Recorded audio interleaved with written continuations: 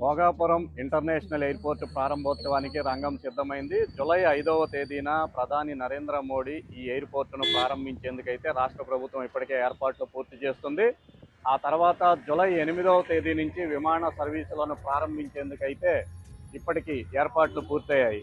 ఇక ఈ భోగాపురం ఎయిర్పోర్టుకు సంబంధించి విశాఖ వాసులలో భిన్నాభిప్రాయాలు వ్యక్తమవుతున్నాయి. ప్రధానంగా భోగాపురం ఎయిర్పోర్టును స్వాగతిస్తున్నప్పటికీ కూడా స్థానికంగా ఇప్పటి వరకు విశాఖ వాసులకు సేవలు అందించిన విశాఖ ఎయిర్పోర్టును కూడా కొనసాగించాలని డిమాండ్ చేస్తున్నారు. ముఖ్యంగా డొమెస్టిక్ పర్పస్ కోసం విశాఖ ఎయిర్పోర్టును తెరిచే ఉంచాలని అయితే విశాఖ వాసులు కోరుతున్నారు. భోగాపురం ఎయిర్పోర్టుకి వెళ్లాలంటే ఎంతో వ్యయ ప్రయాసాలు కోర్చాల్సి ఉంటుందని, విమాన టికెట్ ప్రయాణం కంటే కూడా విశాఖ నుంచి భోగాపురం చేరుకోవడానికి ఎక్కువ ఖర్చు అవుతుందనే ఆందోళన అయితే నగరవాసుల్లో వ్యక్తమవుతుంది.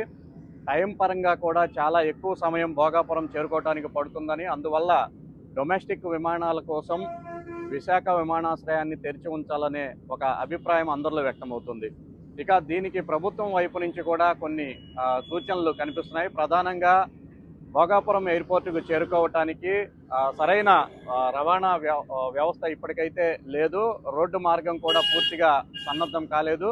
ట్రాఫిక్ సమస్య చాలా ఎక్కువగా ఉంది. అయితే వీటన్నింటినీ అధిగమించడానికి నగరంలోని వివిధ ప్రాంతాల నుంచి ఆర్టీసీ సర్వీసులను నడిపేందుకైతే ఏర్పాట్లు చేస్తున్నారు. దీంతో పాటుగా ఇప్పటి వరకు దేశంలో ఎక్కడా లేని విధంగా వెయిటింగ్ లాంజ్లను నగరంలో పలు చోట్ల ఏర్పాట్లు చేసి ఈ లాంజ్ల నుంచే నేరుగా భోగాపురం తీసుకువెళ్లేందుకైతే ఏర్పాట్లు జరుగుతున్నాయి.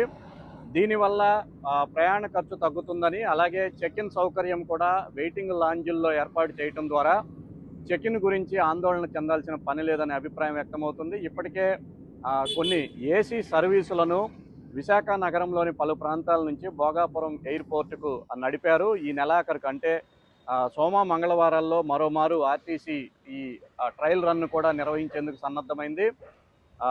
కంటైనర్ల ద్వారా ఈ వెయిటింగ్ లాంజ్లను ఏర్పాటు చేయాలనే ప్రణాళికలు చేసింది. ఇవి కూడా జూలై 1, 2 తేదీల్లోకి అందుబాటులోకి తెచ్చేందుకైతే ఏర్పాట్లు చేస్తున్నారు.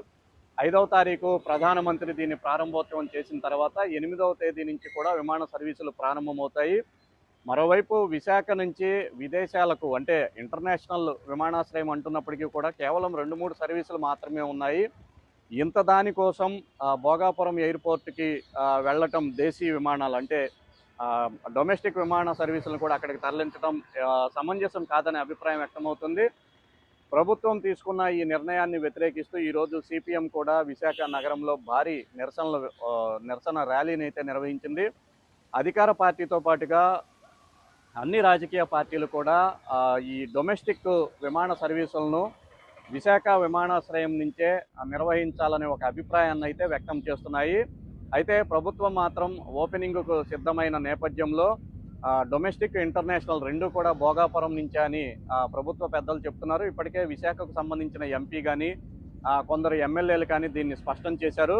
ఇకపైన భోగాపురం ఎయిర్పోర్ట్ ఒక్కటే ఉంటుందని, విశాఖ విమానాశ్రయం పైన ఆశలు వదులుకోవాలనే ఒక హింట్ అయితే ఇవ్వడం జరిగింది.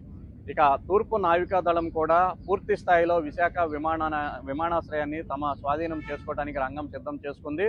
బహుశా జూలై 5వ తేదీన భోగాపురం ఎయిర్పోర్ట్లో విమాన సర్వీసులు ప్రారంభమైన తర్వాత స్థానికంగా డొమెస్టిక్ ఎయిర్లైన్స్ సర్వీసులకు తూర్పు నావికాదళం అధికారులు కూడా అనుమతించకపోవచ్చుననే అభిప్రాయం వ్యక్తమవుతుంది. మొత్తానికైతే అటు భోగాపురం విమానాశ్రయం ప్రారంభోత్సవంతో పాటుగా ఇటు దేశీయ విమానాలు తిరిగేందుకు విశాఖ విమానాశ్రయాన్ని తెరిచే ఉంచాలనే డిమాండ్లతో 5వ తారీఖునైతే భోగాపురం విమానాశ్రయం ప్రారంభోత్సవానికి సిద్ధమైంది.